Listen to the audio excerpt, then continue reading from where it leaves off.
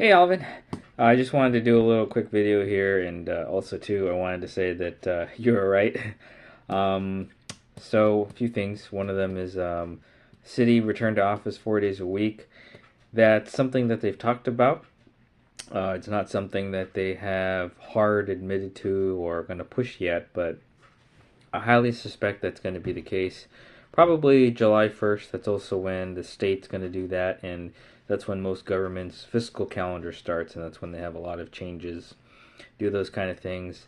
The reason I bring that up, though, is because in terms of geographically where I'm at, and as well as commuting, timing, these are all things that I know that you're very familiar with, and because of the experiences that you've talked about commuting to work, as well as you're thinking about what SoCal Gas is going to do, it really reminds me more and more of the impacts and the importance of taking geography into account, especially with the way traffic is in Los Angeles and on the west side. It's a real it's a real headache, as you know, having been over by Santa Monica. You know that the west side traffic is unreal. And I would suspect that it's only going to get worse, not only because of the RTO stuff, but I suspect that it's going to get worse in general just because there is still a high demand for people wanting to live on this side of town or to commute to this side of town. So I don't think that that's going to lighten, to be quite honest. And so it's important to kind of forecast where things are going to be headed. The other thing I wanted to talk about real quick is workaholic wise.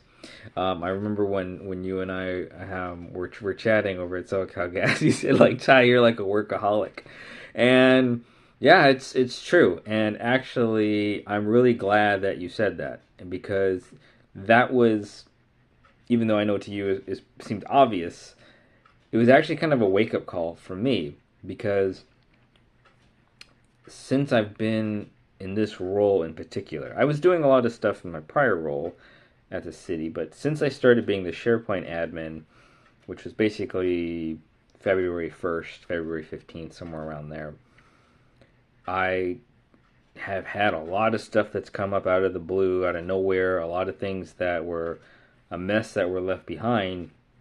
And I finally gotten to the point where I've stabilized a lot of that and I can figure things out pretty quickly. I've gotten just kind of running ahead of things. I like to say I'm trying to be 4 steps ahead, and then all of a sudden the water rises, and it rises 3 steps. So I haven't been underwater, but I have been, I think, swimming pretty hard at times, and to stay ahead of things. Now the reason I bring this up though is because I actually went back and I have my PowerPoint project status deck, and I spent a lot of time trying to figure out how to write it for this one because it's so different in the responsibilities that I've been doing. But once I did that, I could see, and it's kind of like what I'm trying to get is like from your perspective, somebody looking at a different angle of it. Once I see it actually in front of me, is like, whoa, like I've been doing a heck of a lot. And while I think it's good to have a strong work ethic, I think it's also important to prioritize things. And that's where I've been spending some time as well, trying to figure out how do I want to prioritize this, not only from a like, what do I want to do or what's most important, what's going to help career wise, but also too is time management. Because I've spent a lot of time outside of hours, but I think it's important now that I've gotten a foundation set up that I try to bring things in hours as well as recapture time that I've lost in that I've been putting the extra effort to get ahead of things before they become a bigger mess. So, in conclusion with this though, I'm not a doctor, but on my forearm, I had my elbow, top forearm, bottom forearm, and elbow.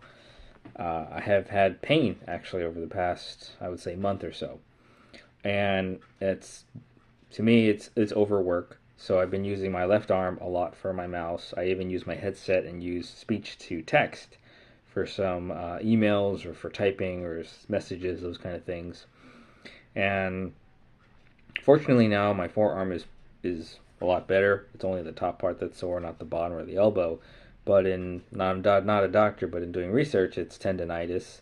I also talked to the ergonomics guy, and he and I are friends and have known him, even before I started this role. But I've gotten my ergonomics set up. I've got my $100 Keychron keyboard, which I really like.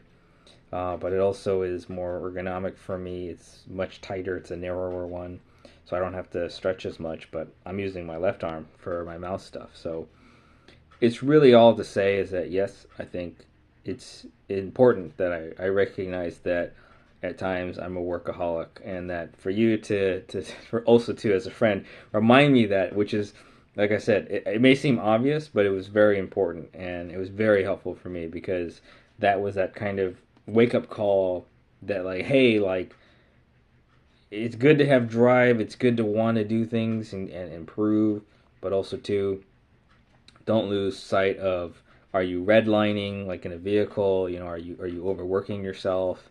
And then how are you managing your time? What are your priorities? You know, where you should putting an effort. So with that said, though, one of the things that I've been doing is taking back some of my time. It's because I'm at work and I have a work phone. I go for longer walks. I go out and do more cardio or do more exercise. Go to the beach. You've seen at the beach there, they have like some workout equipment stuff. But even just going for a walk, like taking the hour, going for a walk, getting outside has been really beneficial and getting steps in and not just sitting at my desk all day. But I'm also trying to make it where I can do more things without needing to be at my desk, whether that being using my phone or using a tablet or using my laptop. So these are all things where I'm trying to give myself more freedoms so that way I'm able to do more things even during the work hours, because now that I'm salary, it doesn't matter how many hours I work. So if I get things done in less than 40 hours, nobody cares and I can take that time back, because that's one thing I can't get back is time. So all in all, though, Alvin, I just wanted to say thank you for your honest feedback there, and that I know it seems small, but to me it was really important, really significant, and I thank you as a friend again. I look forward to catching up with you later on when the time comes, but in the meantime, take care, man, and I will talk to you later. See ya.